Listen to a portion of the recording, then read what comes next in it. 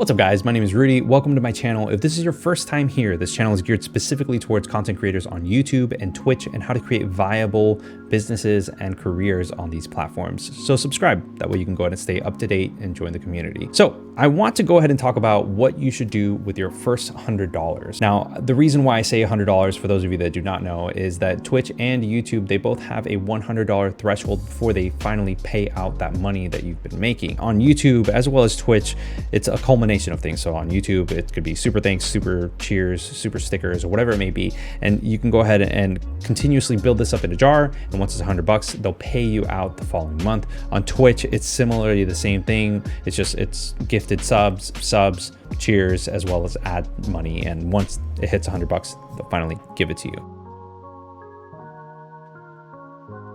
Once you finally get those $100, let's say you have, the bare minimum, what is the first thing that you should get? Well, the first thing that I recommend that you get is actually audio. I know a lot of people think that getting a nice camera is probably the first thing that you should do, but in fact, I think that audio is much more important. You can get away with crappy video quality, but you can't get away with crappy audio. The moment that somebody comes onto a stream or they click your video to watch on YouTube and they hear bad audio, it's just an automatic turnoff. People aren't interested in that. Even if it's as minimal as a shotgun microphone for like 10, 20 bucks, you can buy that and it's just such an improvement in comparison to the on-board or the on-camera microphone that's built in. It's not as good. And this setup that's right here that might sound good to some people, this is not the most expensive setup. This is actually an entry-level AT2020 microphone that's an XLR mic, and it's plugged into a mixer that is plugged into my camera, and that camera is plugged into an Elgato Cam Link, which is plugged into my PC, which is recording stuff on OBS. But overall, it's not super expensive. You can actually find a cheap dynamic microphone as well as a cheap condenser microphone, depending on what it is that you want to go ahead and do, alongside with a cheap mixer. I'll put links that are non-affiliate links underneath below. That way you can go ahead and click and see what it is that I'm talking about. And it's under $100 and you'll be 100% fine.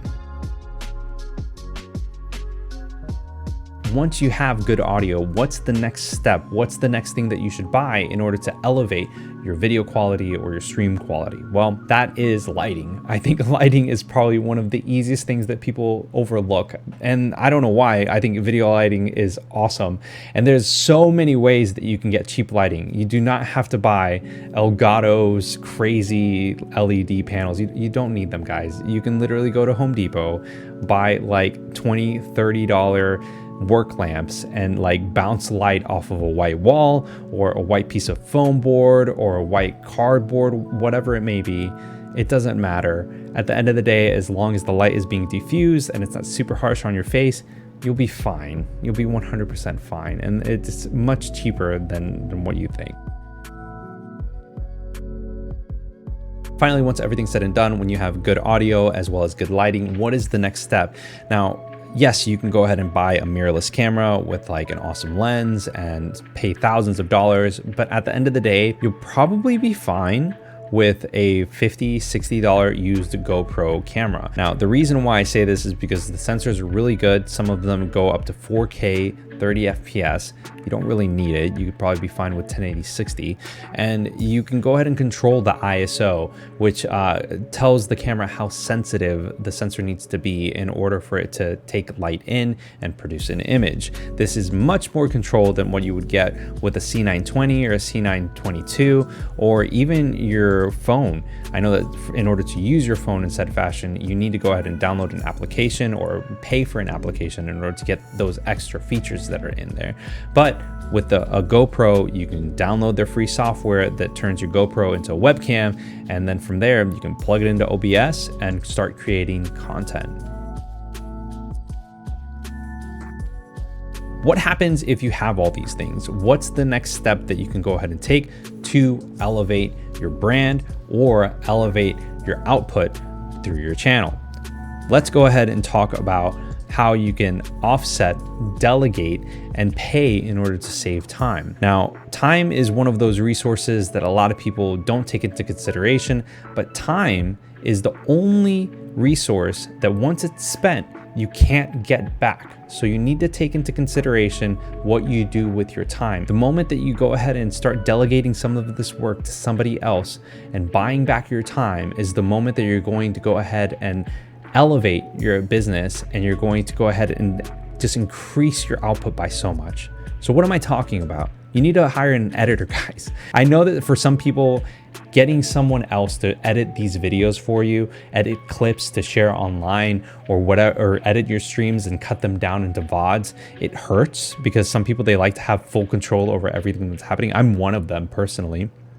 But you need to also spend time with your editor in order to get them set up so that they're able to understand what it is that you look for in these edits. So when you get a video file back of something that's fully edited, you can go ahead and jot down specific notes and be like, hey, no, I kind of wanted this to be like that. I wanted this to come in this way, and so on and so forth. That way, after some training, after a little bit of back and forth, you will finally be able to go ahead and give them a raw file and come back. They'll be able to come back with a fully edited video without you having to say anything or do anything, because they know, they understand what it is that you want as the creator. Once you pass off that editing, you'll finally be able to go ahead and focus on what's most important, which is creating the content that you want to create across these platforms.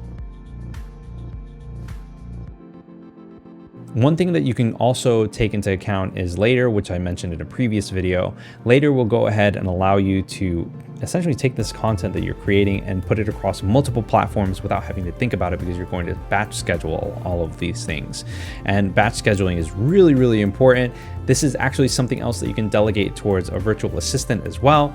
This will, once again, save you a ton of time and be able to go ahead and schedule things out as they go. If you don't want to go ahead and delegate this to a virtual assistant, you can do it yourself. You can just sit down, spend one afternoon and schedule out a week or a month's worth of content. And that way you don't have to think about it and just focus on the content that you want to create. Another thing that you can go ahead and do is take these $100 and go to Fiverr, find a graphic designer that can go ahead and create emotes or a logo for you, maybe a new banner that you can go ahead and put on your channel, or maybe something that you can go ahead and post on your Twitter profile or social media profiles overall. These are things that, once done by a professional, will go ahead and help in order to get more of a brand presence out there and seem much more professional overall. The final thing that I want to go ahead and say is something that a lot of people don't think about, but I think that you should consider getting a website, guys. And hear me out on this. When you finally get to the point where you have a consistent audience and you have people coming to watch your content, whether it's on YouTube or Twitch, you are going to get sponsors to reach out to you. And those sponsors are going to look at you and they're going to say, hey, we're interested in working with you. You want to be prepared so that when they do finally reach out to you, you can say, yes, awesome, here's my website. And on that website, you can have information about what your pricing is, different packages that you'll have in place in terms of sponsorship deals and what you look for, what you provide, your target demographics in terms of everything, and what it is that you are going to bring to the table. This is something that a lot of people kind of just, I don't know, overlook. They don't think about it. But remember, guys, you're creating a business, and in business, you want to have something that you control. Twitch can disappear tomorrow. YouTube can disappear tomorrow. Facebook can disappear tomorrow.